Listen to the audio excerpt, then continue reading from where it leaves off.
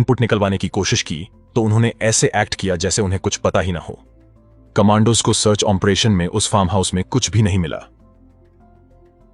वहां सिर्फ एक पुरानी सी झोपड़ी थी जिसमें एक गंदा कमरा था जहां डेली यूज का कुछ सामान पड़ा था।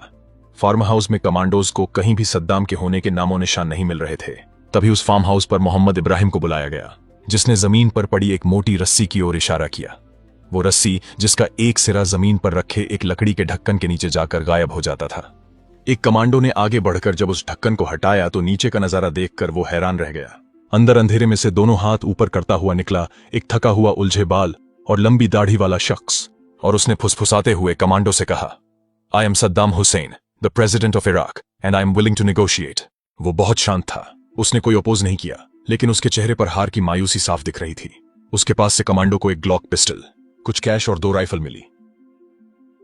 सद्दाम को पकड़ने के बाद अमेरिकन फोर्सेज ने उसे बगदाद के पास एक हाई सिक्योरिटी मिलिट्री बेस में रखा। शुरुआती इंटरोगेशन में उससे न्यूक्लियर और केमिकल वेपन्स के साथ उसके टेररिस्ट कनेक्शंस के बारे में पूछताछ की गई, लेकिन सद्दाम ज्यादातर समय शांत रहा और सीधे जवाब देने से बचता रहा।